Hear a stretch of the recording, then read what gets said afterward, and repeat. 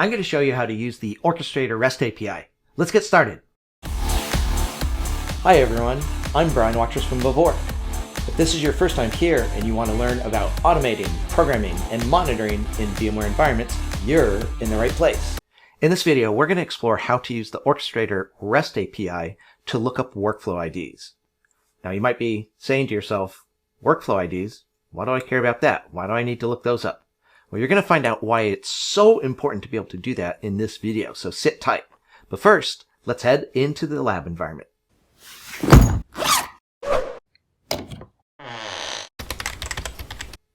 We're just about to make a REST request that's going to return information about all of the workflows in our Orchestrator server. I want you to, if you would, you don't have to memorize this whole workflow ID, but let's just remember the last 4 digits of it. This one ends in 22 Charlie 2. So keep that in the back of your mind as we head off to Postman. Here in Postman, as you can see in our VRO8 embedded collection of requests, we have these ones for workflows, including, we're going to be focusing on these first few, starting with get all workflows. That request, as its name suggests, is going to get us information about every single workflow known to the Orchestrator server. But before we do that, I need to make certain I authenticate here. So I'm going to go up to VRA8. I'm going to go to the authentication folder. And as you know from previous videos, I can run these 2 requests in order to get authenticated. But the real reason why I came here is I wanted to show you a trick. I don't believe I've shown you this before, but if you choose to run folder, it will run, in this case, these 2 REST requests in order. If you want to, you can move them around by grabbing these handles here. Gives you some options that you can specify, but all we need to do here is click run this VRA8 stuff.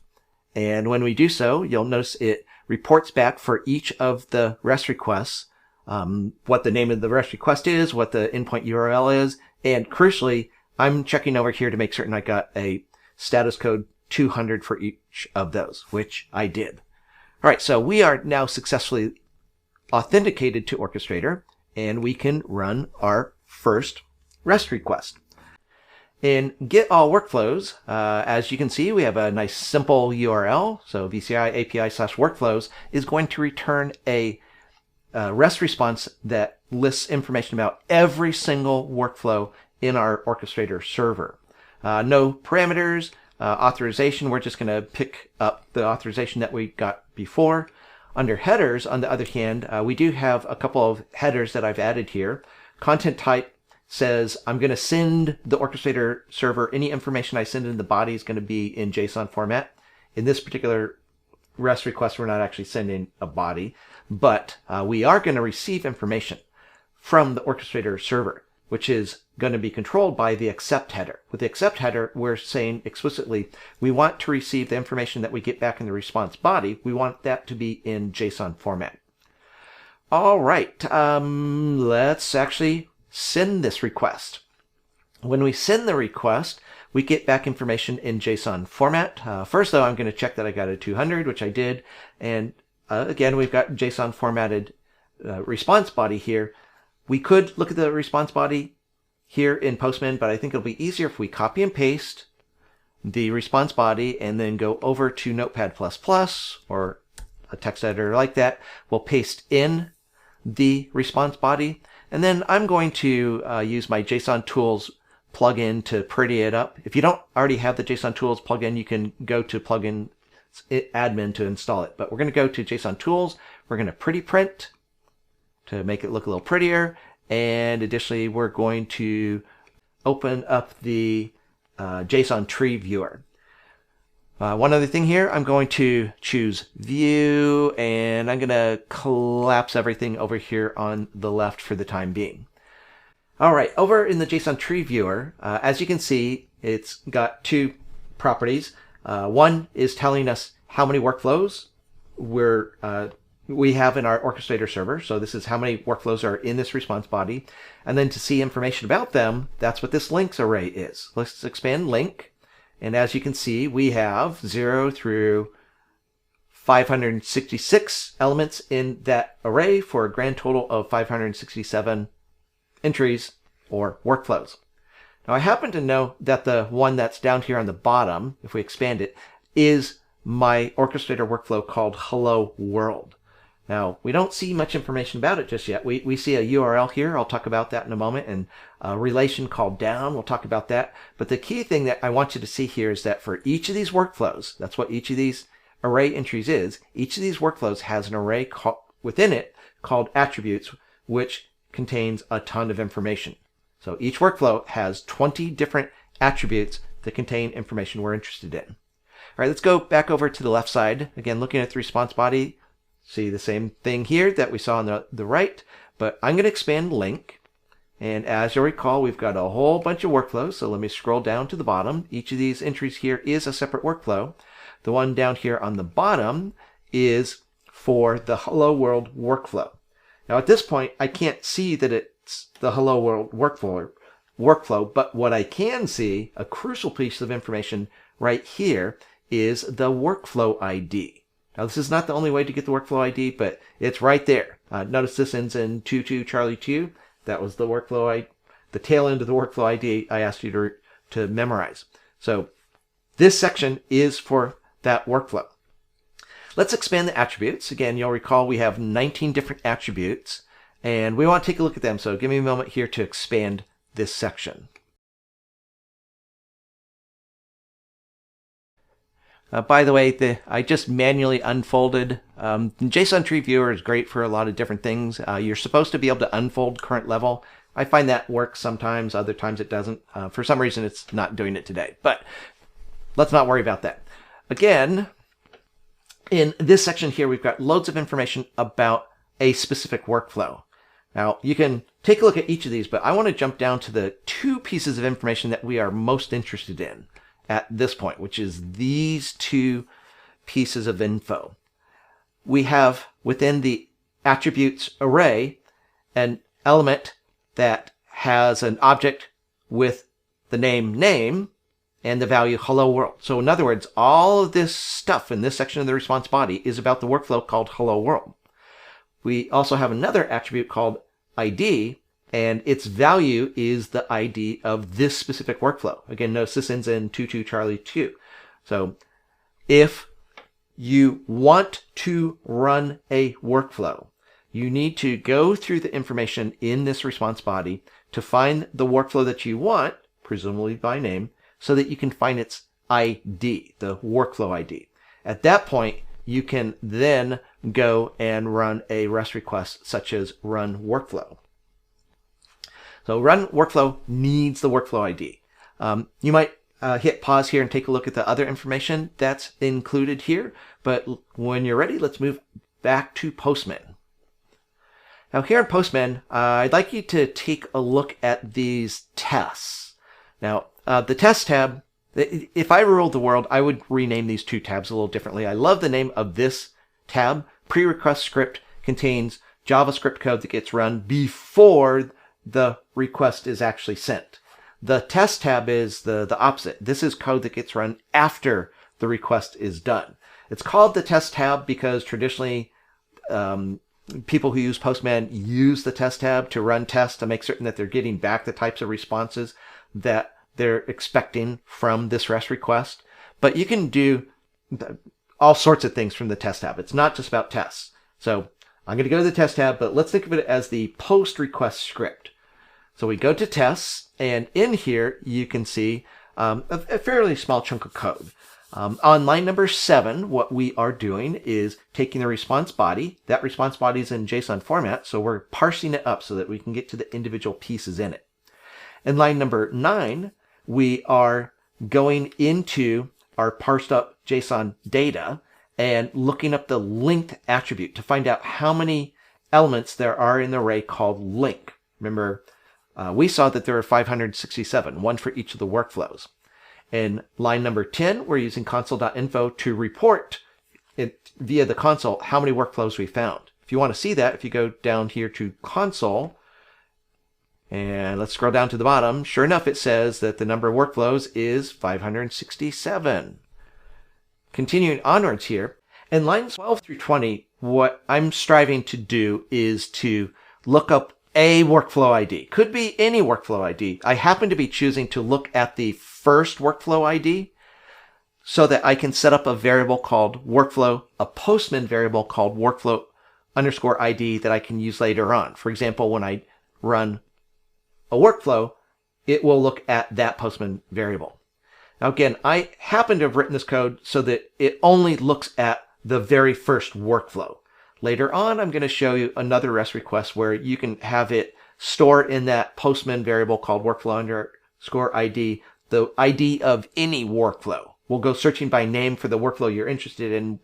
That other response will be a bit more sophisticated than this, but lines 12 through 20 are essentially saying, go look at the very first workflow in the links array, go into that workflow's attributes array, and then iteratively go through all those attributes and find the two attributes that I just introduced you to. The one called name, which holds the workflow name, and the attribute called ID, which holds the workflow ID. And then finally in lines 22 and 23, we actually set up two different Postman variables, one called workflow underscore name, the other's called workflow underscore ID. They obviously store the workflow name, the name of the workflow, and the workflow ID of the workflow, respectively. All right, so that is get all workflows. Being able to get all workflows is an essential skill that you must master, because if you want to run workflows via the Orchestrator REST API, you have to call the workflows by ID, not by name. Now, speaking of looking up workflows, the next request here is going to look up one workflow to get information about it, including its name and its ID and other info. So in this particular case here, let's see what's happening. So no special parameters. Under authorization, we're just going to get the authorization token that we created earlier. Under headers, we've got the same sort of thing going on again here, the accept and the content-type. Headers are once again saying we're working with JSON. There's no body. When you look up a workflow, you don't need anything in the body. But what you do need is to pass in the workflow ID via the endpoint URL. If you read the API documentation, it tells you that the way you look up a workflow, the workflow information for a specific workflow is you specify the workflow ID. Now you'll recall our previous request just looked up this workflow ID specifically for the first workflow and put that workflow's ID into this Postman variable called workflow underscore ID. If you want to do it that way, you can do that. Or if you want to hard code the value here, you could certainly say this is workflow ID slash 1, 2, 3, 4 dash A, B, C, D dash whatever. But obviously, this is going to be much more flexible if we, instead of hard coding a workflow ID, we'll just put the workflow ID that we're interested in into this Postman variable called workflow ID. So again, the workflow ID that we're looking up is not being sent in via the body, rather it's being sent in via this URL. Let's go ahead and send this. And as you can see, once again, we get back a 200 status code. We get back information about this one workflow in JSON format. Again, to make it easier to work with, let's copy it and take it over to Postman. I'll type Control-N to open up a new tab. I'll type Control-V. And again, I'm going to go to Plugins, JSON Tools, Pretty Print, and Plugins, JSON Tools, JSON Tree Viewer. Now, in the case of this REST request, where we're getting back information about one workflow, the contents here has much more right at the top level, but ultimately it's got loads of information that's gonna be useful to us. So let's work our way down. So we'll fold it all up. We'll expand one level. Again, both on the left and the right, we're seeing the same thing here. So what are we seeing? Well, the first thing that we see here is category ID. In Orchestrator, there are things called categories. I like to think of them as categories of different objects in Orchestrator. One of the categories of objects is workflows. So in my Orchestrator server, workflows are designated by having this category ID. Does this workflow have a customized icon? I don't know if you know you can do that, but you can customize workflow icons. I'll show you how to do that later on, but this particular workflow does not have a customized icon. This workflow has a description. Runs a query against an SNMP device. So this is not the hello world workflow that we're looking at. This is the first workflow in my Orchestrator server. Then under href, we have a link that will take us via REST request to look up information about this workflow. But if you're watching really carefully, you'll notice that this URL is the exact URL that we just sent. All right, continuing onwards here, we've got the ID of this particular workflow. Now this one doesn't end in 22 Charlie 2 because that's for the hello world workflow. This is the workflow ID of this workflow, the one called run an SNMP query. So here's the name of the workflow. Here's the version of the workflow. And then we have a section here for inputs and a section here for outputs. In the older days of Orchestrator, what we now call inputs used to be called input parameters. Outputs used to be called output parameters. I'm just going to call these the inputs and output section. So let's see if this workflow has any inputs. So if we're going to run an SNMP query, are there any inputs? Well, I would think so. Let's see what they are. So if you expand and expand, you can see information about what inputs you're going to have to supply if you want to run this workflow. Whether you run this workflow through the Orchestrator client or via the Orchestrator REST API, you have to pass in, apparently, an SNMP query object. We'll talk more about how to pass in inputs in an upcoming video. For right now, I just want you to see that you can see what the inputs are for any given workflow. And similarly, you can see what the outputs are of any workflow that you happen to run. So again, we'll look at inputs and outputs in more detail later on. But in the meantime, relationships contains an array. Let me expand this array. All right, so I've expanded the relations array, and what you see here is a collection of URLs. Now, these aren't just random URLs. These are URLs that you can use to send other REST requests. For example, if you wanted to look up the workflow, in this case, the run SNMP query workflow, if you wanted to see what status information there is about any instances where that workflow has run, if you look at the executions URL, that will give you information about all the workflow runs, formerly known as workflow tokens. This section here gives you information about this workflow in terms of its input presentation. Now, you may not know the term input presentation, but you probably know the term input form. When you design a workflow, you can create a custom input form. That input form says things like, this input is required. This input has to be supplied a value between the numbers 1 and 10. This input has various, whether they're constraints or the way we want to display information. That stuff that you're setting up with input forms is known as input presentation. This section that we're getting back in this REST request is telling us the way the Orchestrator workflow developer wants you to present to your user the questions that we need to answer to get these inputs. So for example, if we go into this presentation section and it says that the, what was that input called? If it says that the query input parameter is mandatory, well, you'll be able to see that by looking at its presentation.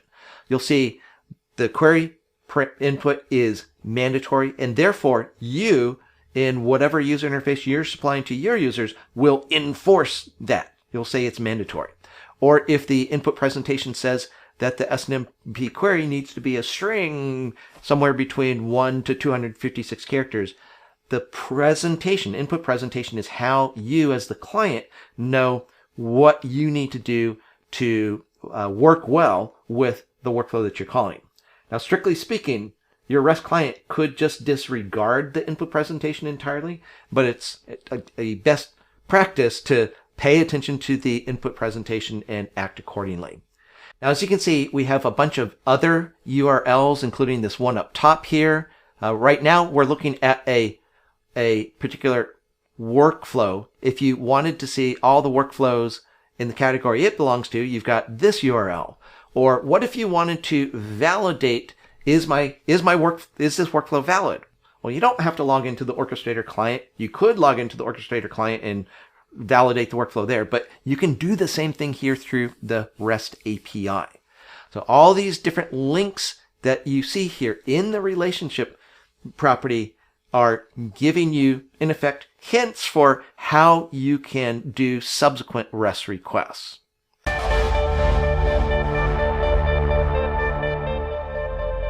Join me in the next video as we continue to explore the Orchestrator REST API.